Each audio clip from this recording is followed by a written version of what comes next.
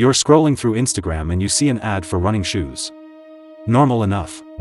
But here's the thing, you never searched for running shoes. You didn't text anyone about them. You didn't even type the word. You just mentioned it out loud in a conversation with your friend 20 minutes ago. And now the ad is right there. So you do what most people do. You laugh it off. You say your phone is listening to you. And honestly, it feels that way. It really does. But what if the truth is actually stranger than that? By the end of this video you're going to understand exactly what is happening when your phone seems to read your mind, the real system behind it, why it works so well, and what it means for your life every single day. Let's start with the listening theory because it makes so much sense on the surface. Your phone has a microphone. Apps ask for permission to access that microphone.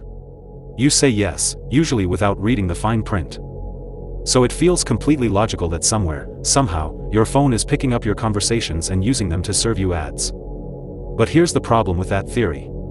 The amount of data it would take to continuously record, upload, process, and act on every conversation of every smartphone user on the planet would be absolutely enormous. We're talking about infrastructure and processing power that would be almost impossible to hide. Researchers have tested this repeatedly.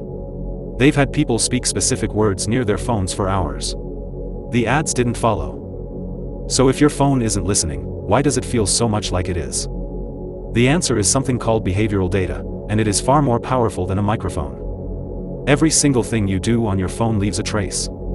Every app you open. Every post you stop scrolling on. Every link you tap. Every search you type. How long you stare at a photo before moving on. The time of day you pick up your phone. The order in which you check your apps. All of that information is being collected, stored, and analyzed, constantly. And the companies that do this aren't just collecting your data. They are building a model of who you are. Your interests. Your habits. Your insecurities. Your desires. Your routines.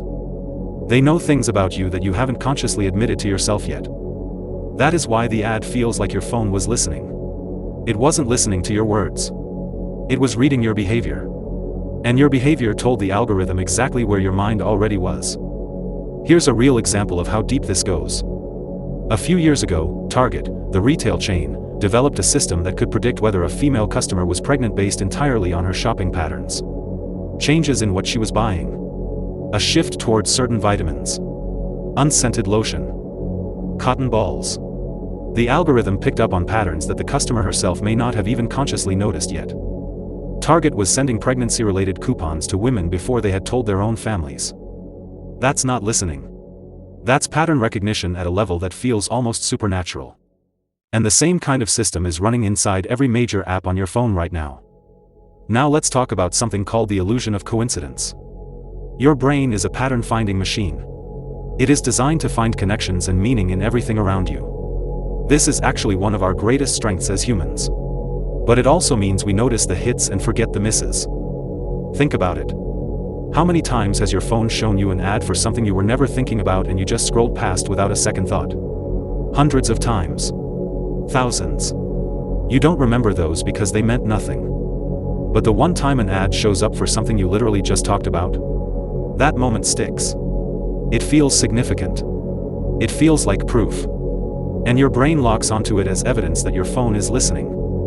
This is called confirmation bias. We remember the moments that confirm what we already suspect and we forget the ones that don't. The algorithm isn't hitting every time.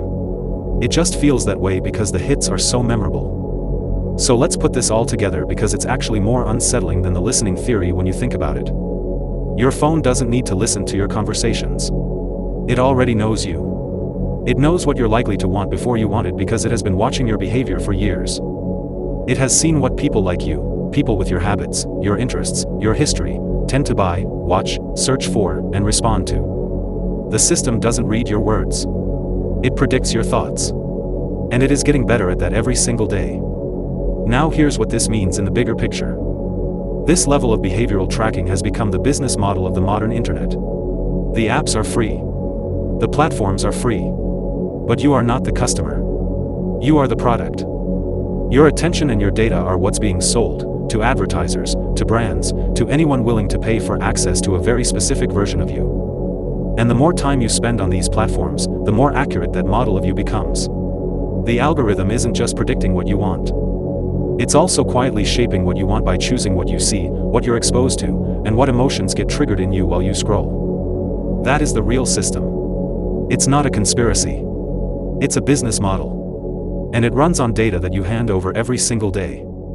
So what can you actually do about this? First, audit your app permissions. Go into your phone settings right now and check which apps have access to your microphone, your location, and your camera. Revoke the ones that don't need it. Most apps work perfectly fine without permanent access to your microphone. Second, use private browsing or a browser like Brave or Firefox with tracking protection turned on when you're searching for sensitive topics. It won't eliminate tracking entirely, but it reduces the data trail significantly. Third, and this is the most important one, just be aware. The moment you understand how this system works, you start seeing it everywhere.